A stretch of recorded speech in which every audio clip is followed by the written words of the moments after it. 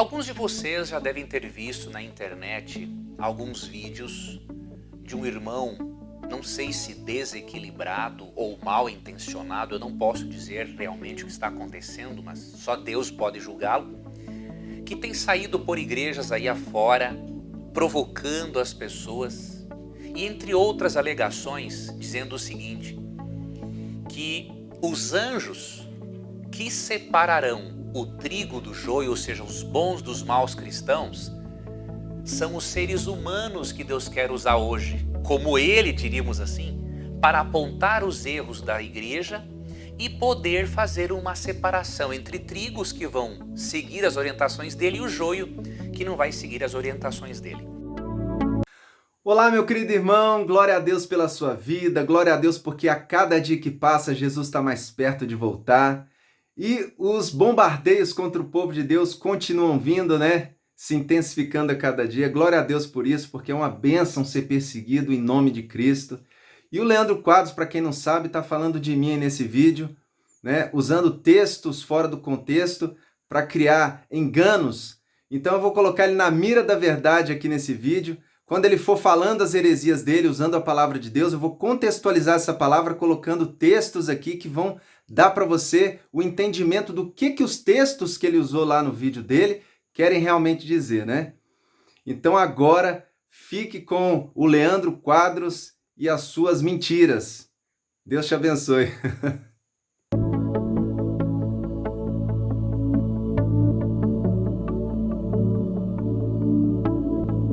Eu quero lhe mostrar com um estudo breve da parábola do trigo e do joio e também com a parábola da rede de pesca, que este irmão que ou está desequilibrado ou desinformado, ele infelizmente não sabe o que está dizendo e está trazendo muitos prejuízos ao invés de benefícios para a pregação do Evangelho. Vamos fazer esse estudo breve para que você não caia nessa armadilha, não caia nessa cilada e não fique perdendo o seu tempo em compartilhar coisas infundadas que não levam as pessoas para mais perto de Cristo e para mais perto da Bíblia. Antes, eu quero lhe dizer que esse tipo de irmão que sai por aí querendo reformar a vida dos outros, ele tem o que nós chamamos de complexo do profeta Natã, complexo de Natã. Muito bonito, né, Leandro Quadros? Você está indo contra o que você mesmo fala. Você falou que não pode julgar lá no início do vídeo, mas está me julgando o tempo todo. Já me chamou de louco ou mal intencionado. Agora está dizendo que eu tenho o complexo de Natã. Ah, Senhor, para de contra o que você mesmo está falando. Você tem que pelo menos ser coerente com o que você fala, né? O que é o complexo de Natã? Você pode ver mais a respeito no link que eu estou deixando aqui na descrição do vídeo. Eu já gravei sobre isso. O complexo de Natã é o seguinte: aparece o indivíduo achando que é profeta. E aí ele quer reformar a vida dos outros. O detalhe é que essa é uma manifestação muito arrogante. Quando o profeta Natã interviu para apontar o pecado de Davi, Natã foi claramente chamado por Deus para fazer isso. Ele recebia sonhos ou recebia visões. Números 12, verso 6 diz: Se só os profetas podem falar dos pecados públicos, por que Paulo disse para os cristãos falar? Aos que pecarem, repreende-os na presença de todos, para que também os outros tenham temor. 1 Timóteo 5:20. Que o profeta ele recebe sonhos e visões, ou visões, para comunicar a mensagem de Deus. Este irmão que está saindo por aí, ele simplesmente tem o complexo de Natã, diríamos assim. Ele não é profeta. Ele não recebeu autorização de Deus para fazer o que ele fez. Por que todos devemos repreender os pecados públicos? Ellen White reprova aqueles que não repreendem os pecados públicos, dizendo que eles vão perecer. Assim, paz e segurança é o grito dos homens que nunca mais erguerão a voz como a trombeta para mostrar ao povo de Deus suas transgressões e à casa de Jacó os seus pecados. Esses cães mudos que não querem ladrar são aqueles que sentirão a justa vingança de um Deus ofendido. Homens, virgens e crianças todos perecerão juntos. Misericórdia, hein? Ele não recebeu um chamado profético para isso e ele está se colocando numa posição de reformador. Ele não pode ser um reformador por alguns motivos. Primeiro, porque ele não é profeta. Ah, então para ser reformador tem que ser profeta? Aonde que está isso na Bíblia? Misericórdia, para de inventar mentira. Mas ele pode pensar assim, não, mas eu posso ser usado por Deus para a reforma da igreja. É claro que nós podemos e todos devemos ser usados por ele para isso. Porém, meu irmão, antes de reformarmos a vida dos outros, nós temos que reformar a nossa. Aí, ó, tá me julgando de novo, insinuando que eu não tenho uma vida reformada. Nós não somos chamados para reformar a vida dos outros. Aí, ó, tá se contradizendo de novo, porque lá atrás ele disse que quem tem a vida reformada pode reformar a igreja. Agora não, agora é só pode reformar a nossa vida. Na verdade, os psicólogos nos ensinam uma coisa muito interessante. Que nós, como seres humanos, costumamos apontar os erros dos outros para não encararmos os nossos próprios erros. Nós gostamos de projetar os erros dos outros para escondermos os nossos próprios erros. Outra insinuação e outro julgamento, né? Tentando insinuar que eu tô vendo nos outros os erros que estão na minha vida. Misericórdia. Isso é pecaminoso. Isso é mais ainda, é doentio. Ao invés de eu ficar apontando o erro de um irmão ou o erro de uma igreja, eu tenho que olhar para a minha vida. O que eu estou fazendo de errado? Então por que você não para de apontar o dedo para mim e começa a olhar as heresias que você está pregando aí publicamente contra mim? E eu lhe garanto na minha experiência de pecador, quanto mais passa o tempo e quanto mais eu estudo e leio a Bíblia, mais eu vejo o quanto eu sou imundo. E o quanto eu não disponho de tempo para apontar os erros dos outros. Então por que você gastou tempo nesse vídeo para apontar o dedo para mim? Eu tenho que usar esse tempo para refletir sobre os meus erros, ter um autoconhecimento e mudar e reformar a minha vida. Entendeu? Então quando aparece um indivíduo aí querendo reformar os outros, saiba que ele é o que mais precisa de reforma. Porque ele ainda não adquiriu honestidade emocional para poder reconhecer que ele tem um problema e que ele precisa trabalhar nele mesmo e não nos outros. Eu vou deixar para você uma citação completa aqui na descrição do vídeo que vai lhe impressionar. Ellen White diz que esses que se pretendem ser reformadores, brigar, entrar em conflito com os outros e apontar o erro de todo mundo, esses são os piores pecadores. São os que mais precisam de uma transformação. Aí você está generalizando, você está colocando todo reformador em pé de igualdade. Não é assim. Ellen White falou muito bem de vários reformadores. E pode analisar, vá entendendo o que está por trás da vida do indivíduo. Dá uma avaliada no que ele fez e no que ele continua fazendo e você vai perceber que a situação é uma verdade clara. Misericórdia, agora eu fui sentenciado à morte, hein? O problema é que eu fui sentenciado à morte sem provas, né? Ele não falou nenhuma prova aí. Poxa, Leandro, não pode fazer isso. Quem quer bater muito nos outros pelos erros dos outros, vai ver o que tem na vida dele de errado. E você vai perceber que a pessoa ainda não adquiriu honestidade emocional, infelizmente. Vamos agora fazer uma análise da parábola do... Misericórdia, hein? 8 minutos e 30 segundos falando mal do Pablo. E depois fala que não pode falar mal dos outros, né? trigo e do joio, e depois a parábola da rede de pesca, para você ver o quão absurdo é um indivíduo aparecer por aí na internet dizendo o seguinte, que os anjos da parábola são as pessoas, assim como ele, diríamos assim, os verdadeiros adventistas, diríamos assim, usados por Deus para separar os bons dos maus. Você vai ver. Já refúgio a glória eterna de Jesus, o Rei dos Reis. Breve os reinos deste mundo ouvirão as suas leis. Tem que cantar um pouquinho, né? Quem canta os males espanta. É tanto mal que tá vindo dessa pregação do Leandro Quadros aí, misericórdia. Tá mentindo de novo. O Pablo nunca pregou. Mostra um vídeo aí do Pablo pregando, dizendo que é os anjos da parábola do trigo e do joio. O Pablo nunca disse isso. O Pablo sempre pregou sobre o terceiro anjo de Apocalipse 14. E quem fala que o terceiro anjo vai separar o trigo do joio é Ellen White, não sou eu. Vi então o terceiro anjo, Terrível é a sua obra, tremenda a sua missão. Ele é o anjo que deve separar o trigo do joio e selar ou atar o trigo para o celeiro celestial. Essas coisas devem absorver toda a mente, a atenção toda. Quem fala que o terceiro anjo é aqueles que vivem a mensagem do terceiro anjo, não sou eu também. Foi Ellen White que escreveu isso. Foi-me mostrado que o terceiro anjo, que proclama os mandamentos e a fé de Jesus, representa o povo que recebe essa mensagem e ergue a voz de advertência ao mundo. Glória a Deus. Então você tem que reclamar com Ellen White, entendeu? E quem deu a mensagem para Ellen White falar para as pessoas isso foi Deus. Então você tem que reclamar com Deus, não é comigo e com Ellen White, não. Entendeu? Você está mentindo. Para com isso que está ficando feio. Ver que essa interpretação é uma coisa absurda, fruto de uma imaginação fértil ou doente. Misericórdia. Acabou de chamar a imaginação de Ellen White de fértil ou doentia. Porque ela que interpretou isso aí, não fui eu. Misericórdia. Quando nós lemos a parábola do trigo e o joio, nós aprendemos uma coisa aqui muito interessante, entre outras, que nós não temos critério algum para julgarmos quem é trigo e quem é joio. Misericórdia, Leandro Quadros. Está mentindo de novo?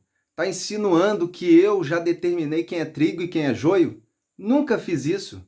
Mostra aí alguma pregação, alguma vez que eu fiz isso. O que eu fiz foi pregar a mensagem do terceiro anjo. Essa mensagem vai causar uma sacudidura. Essa mensagem vai separar o trigo do joio. Mas quem vai determinar quem é trigo e quem é joio são as pessoas. Quem aceitar a mensagem do terceiro anjo se torna terceiro anjo, recebe o selo de Deus e venceu. Vai viver eternamente. Quem não aceitar, quem rejeitar, está decidindo ser joio. Então quem vai decidir quem é trigo e quem é joio são as pessoas, as escolhas delas. Não é o Pablo. Entendeu? O terceiro anjo vai causar essa separação porque eles vão pregar a mensagem, que vai separar, que vai fazer as pessoas tomar uma decisão, entendeu? Então elas mesmas vão se decidir por ser joio ou ser trigo. Você, por exemplo, pregando contra a mensagem do terceiro anjo, enganando as pessoas como você está fazendo, você está se tornando não só um joio, você está sendo nesse momento um joião. Entendeu? Um joião. Você está sendo. Olha só, e não vai depois falar que eu chamei você de joio. Jamais. Eu não posso fazer isso, né? Eu não tenho uma bola de cristal e nem sou Deus para saber o futuro. Eu não sei se você vai se arrepender. Oro para que você se arrependa. Mas se você não se arrepender, você vai ser o quê? Quem não se arrepender dos seus pecados, das suas mentiras, vai ser o quê? Vai ser joio. Não tem como ser trigo. Entendeu? Então eu posso dizer quem está sendo trigo, quem está sendo joio, mediante um pecado público. Se uma pessoa, por exemplo, mata publicamente e ela diz que não está arrependida, ela está sendo joio naquele momento. Entendeu? Mas ela pode se arrepender e virar trigo, né? É isso que eu quero, que você se arrependa e vire um trigão. Deus abençoe. Você e eu podemos conhecer uma pessoa apenas externamente. Agora Deus conhece internamente. O que diz aqui? 1 Samuel, capítulo 16, versículo 7. O Senhor, porém, disse a Samuel: não o julgue pela aparência nem pela altura, pois eu o rejeitei. O Senhor não vê as coisas como o ser humano as vê. As pessoas julgam pela aparência exterior, mas o Senhor olha para o coração. Eu lhe pergunto, um ser humano, se ele não pode julgar as pessoas analisando o coração e as intenções das pessoas, ele é apto para dizer quem é trigo e quem é joio? Se o ser humano avalia o exterior e Deus o exterior e o interior, bem mais o interior, como que alguém pode se sentir apto para ser um anjo, para ser o anjo de Mateus 13 que vai separar o trigo do joio? É muita arrogância um ser humano pensar dessa forma. Mas eu nunca pensei assim como você está falando. Quando você lê Mateus 13, você percebe na parábola do trigo e do joio o seguinte, que Cristo não autorizou os anjos a arrancarem o joio antes do devido tempo. E por quê? Na explicação da parábola, olha o que Cristo diz, depois que ele conta a parábola do trigo e do joio, né? Ele conta que um inimigo saiu no campo para semear, semeou uma semente boa, a semente ruim. Aí na explicação que está em Mateus 13, 36 em diante, olha o que ele explica. Em seguida, deixando as multidões do lado de fora, Jesus entrou em casa. Seus discípulos lhe pediram, por favor, explique-nos a história do joio no campo. Jesus respondeu, o filho do homem é o agricultor que planta as boas sementes, que planta o trigo, não é? O campo é o mundo e as boas sementes são o povo do reino. O joio são as pessoas que pertencem ao maligno. E o inimigo que plantou o joio no meio do trigo é o diabo. A colheita é o fim dos tempos. E os que fazem a colheita são os anjos. A colheita é no fim dos tempos, ou seja, é na volta de Cristo que ela ocorre. E quem faz a colheita são os anjos. E olha o momento. Da mesma forma que o joio é separado e queimado no fogo, assim será no fim dos tempos. O Filho do Homem enviará seus anjos, não é seres humanos aqui, não são seres humanos, são anjos, seres celestiais, que são enviados do céu. Enviará seus anjos e eles removerão do reino tudo o que produz pecado e todos que praticam o mal. E os lançarão numa fornalha ardente, onde haverá choro e ranger de dentes. Veja, é uma hipocrisia, ou é uma falta total de capacidade de compreender um texto, dizer que esses anjos são seres humanos. Porque que é dito que estes anjos serão enviados, obviamente do céu, e esses anjos vão lançar esses ímpios, o joio na verdade, os anjos vão lançar o joio no lago de fogo. Qual cristão vai ter capacidade de fazer isso? Jogar um outro ser humano no lago de fogo para Deus castigar o indivíduo. Ou seja, uma coisa absurda, irracional. E como consequência disso... Pera aí, Leandro Quadros, pera aí. Porque do jeito que você está falando, parece que a Ellen White está louca, né? Parece que realmente ela teve uma alucinação ou problema de cabeça quando escreveu que o terceiro anjo vai separar o trigo do joio, né? Que isso vai acontecer antes da volta de Jesus. Porque você está dizendo que só o que você está interpretando da parábola é certo sobre a separação do trigo e do joio. Então, a gente precisa esclarecer algumas coisas. Primeiro, não tem só um tipo de separação do trigo e do joio. Entendeu? A separação que está sendo explicada na parábola é uma, e a explicação dada por Ellen White é outro momento de separação. A parábola está falando de um momento de separação do trigo e do joio depois do milênio. Você vê que, você mesmo acabou de dizer aí, que os anjos vão jogar o joio no lago que arde com fogo e enxofre. Isso é depois do milênio. O povo de Deus já foi separado, o trigo do joio já foi separado. O trigo já está lá no céu, 1000 anos com Cristo, reinando, né? O joio já está aqui, virou cinza. Vai ressuscitar de novo para ser jogado no lago que arde com fogo e enxofre, ok? Então, antes desse tipo de separação que está descrita na parábola, tem uma separação física, tem uma separação mental que ocorre antes da volta de Cristo, que é aquela que Ellen White se refere como sendo causada pela mensagem do terceiro anjo. Entendeu? Então existe esse tipo de separação do trigo e do joio que Ellen White fala, e existe a separação que você está se referindo a ela aí na parábola. Entendeu? Então, dessa maneira, dá para harmonizar tudo. O que você está falando está certo e o que Ellen White escreveu também está certo. É a única maneira. Você não pode dizer que tudo que pensa diferente do jeito da parábola, desse tipo de separação, está errado, porque senão você vai estar dizendo que Ellen White é uma falsa profeta, né?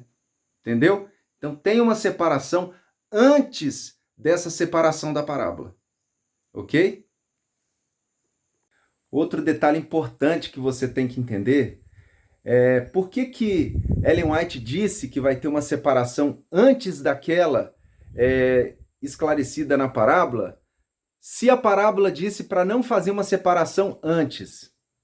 Então parece que está se contradizendo isso, né? Deus fala para não fazer uma separação antes daquela que está descrita na parábola, e Ellen White fala que vai acontecer uma separação antes, diferente.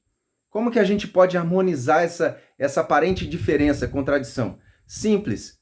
Não pode acontecer uma separação igual a que está descrita na parábola antes daquela, entendeu? Mas pode acontecer um outro tipo antes. Ok? Então são dois tipos diferentes. O problema estaria se Ellen White estivesse determinando uma separação do trigo e do joio exatamente igual àquela da parábola. Aí sim seria um problema. Mas é uma separação diferente e antes. E também Cristo vai separar antes daquela da parábola.